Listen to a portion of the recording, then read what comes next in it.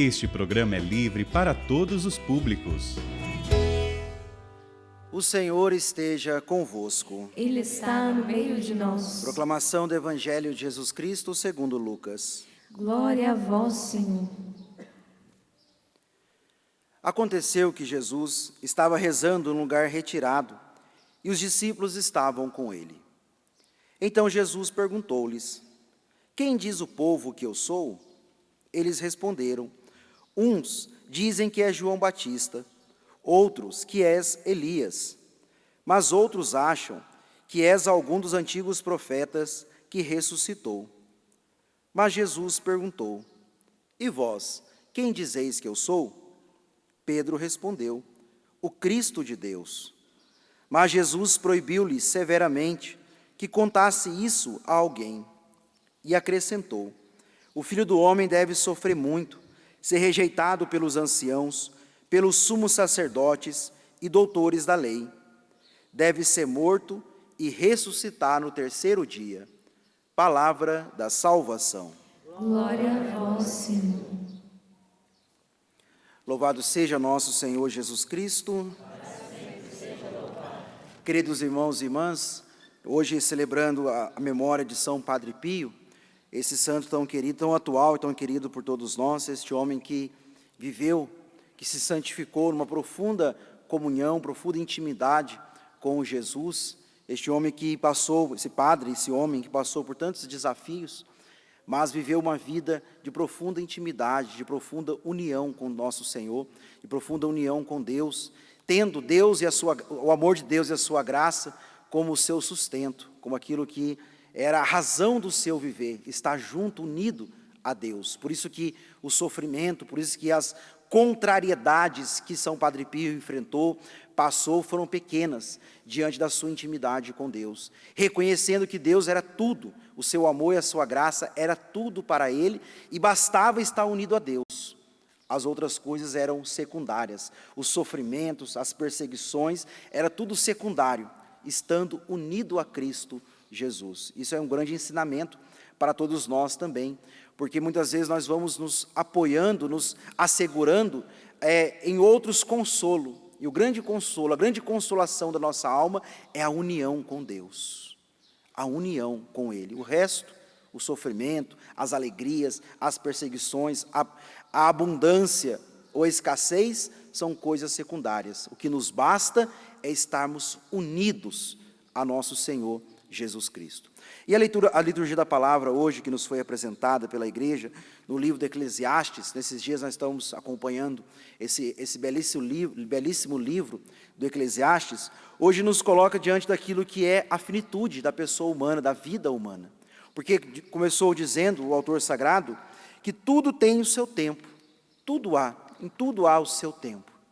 Nós vivemos num tempo, numa sociedade, nós somos frutos desse tempo também somos influenciados por esse tempo, de muitas vezes ficarmos presos ao passado, remoendo o passado, ou muitas vezes projetando o futuro. Podemos estar agora participando dessa missa, já pensando no almoço, o que vamos fazer depois, pensando tudo para o amanhã, para o depois, e esquecemos de dar qualidade ao presente, ao agora.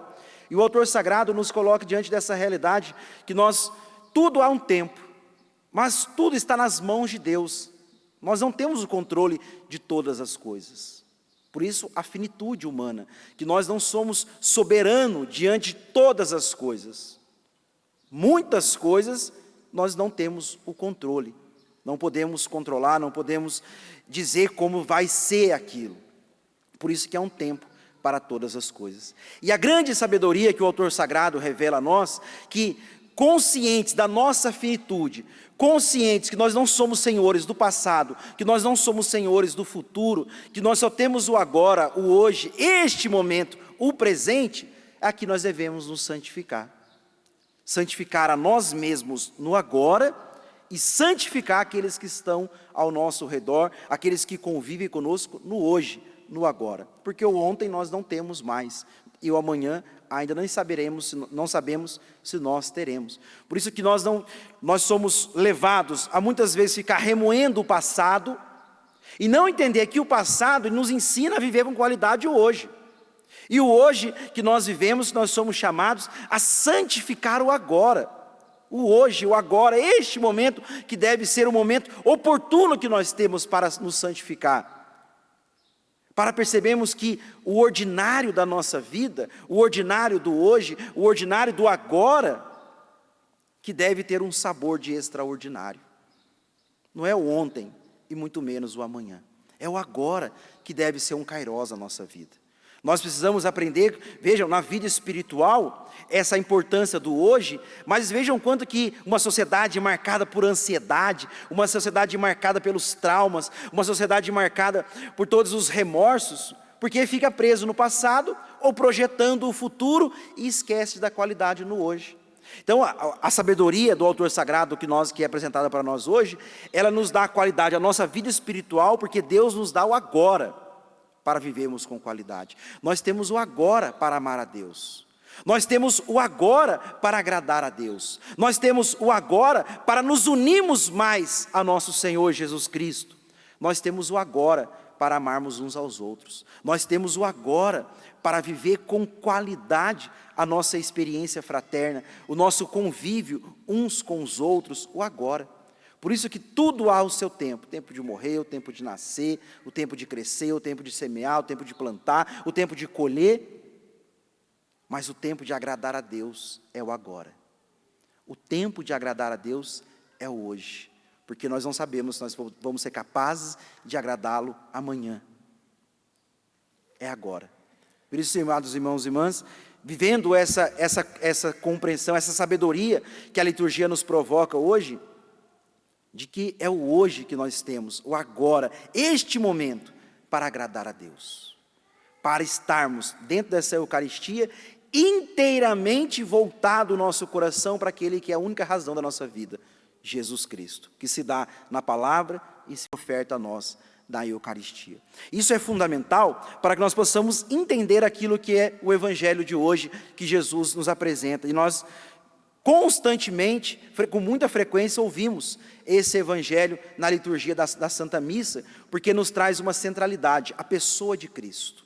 Todos os evangelistas narram a nós este momento que Jesus pergunta aos seus discípulos: o que estão dizendo de mim?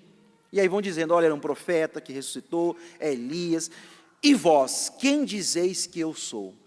E aí hoje o evangelista Lucas nos mostra que Pedro diz: o Cristo de Deus. E Jesus acrescenta: o filho do homem, o Cristo, que sou eu, irei de sofrer, padecer, ser perseguido, vou morrer, mas irei ressuscitar. Vejam, queridos irmãos e irmãs, esse evangelho nos traz a centralidade da identidade da pessoa de Cristo. Mas por que ela é importante para nós, diante dessa dinâmica, dessa realidade que eu acabei dizendo, da primeira leitura, de nos santificar no hoje? Jesus pergunta: o que estão dizendo de mim? Uma pergunta externa. O que falam de mim por aí? Quem eu sou? E eles vão dizendo. Jesus é tudo isso, as afirmações estão corretas. Jesus, ele é um profeta.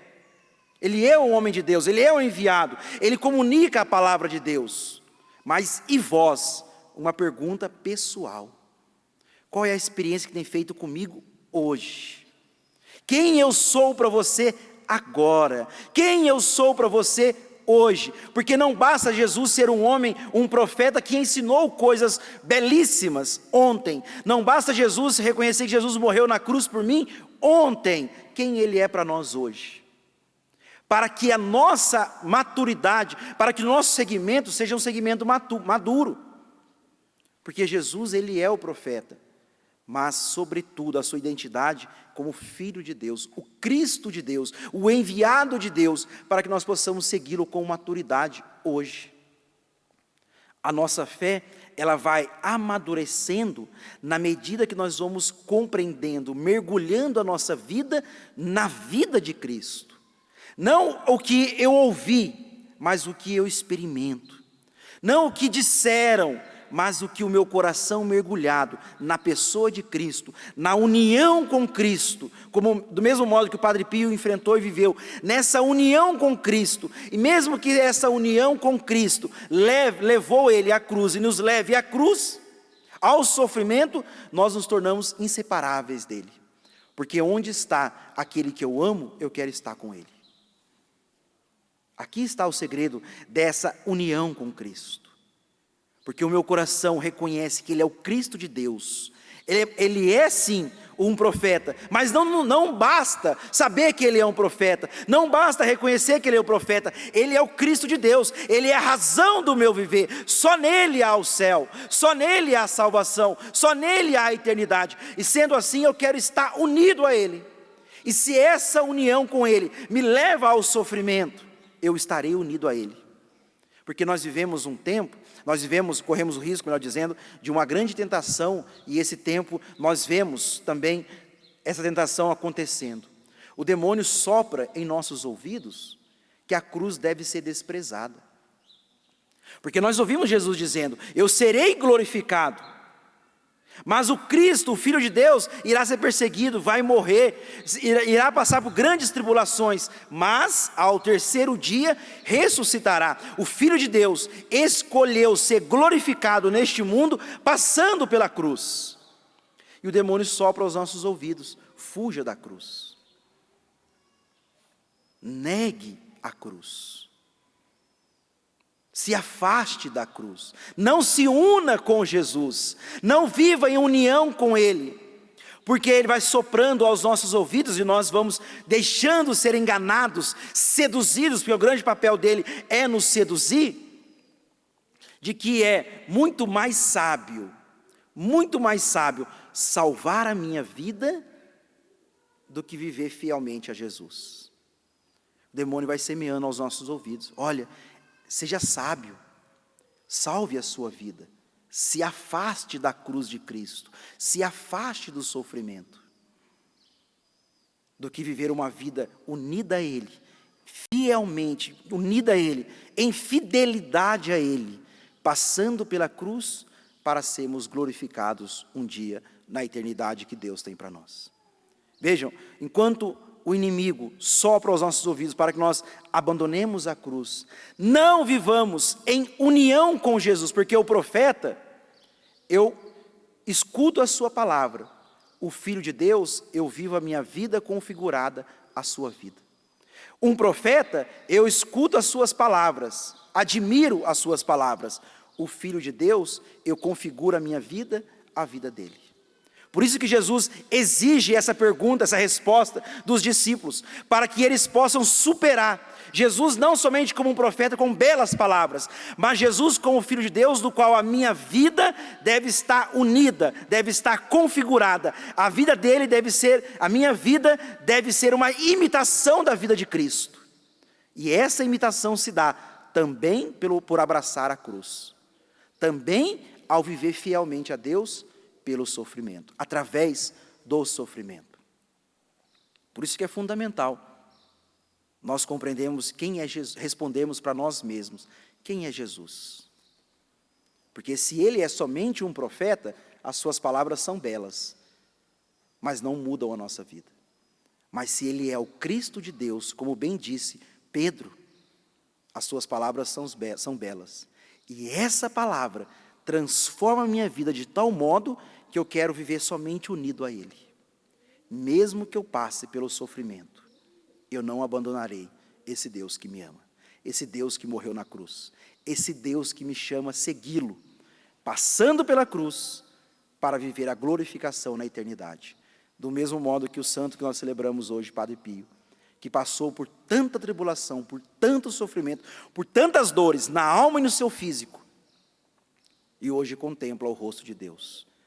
Aquele que contempla, aquele que abraça o Cristo sofredor, contemplará um dia o Cristo glorificado na eternidade. Por isso não sejamos iludidos pelo demônio para abandonarmos a nossa cruz, porque unidos ao Cristo sofredor, nós poderemos contemplar o Cristo glorioso, do mesmo modo que Padre Pio hoje contempla. Não abandonemos a nossa cruz, abracemos a ela, porque ela hoje é para nós a via de santificação, a via de salvação. O amanhã basta a Deus, o ontem ficou na misericórdia. Hoje, unamos a nossa vida a Cristo, para que um dia possamos contemplar o Cristo glorioso que está sentado à direita de Deus Pai.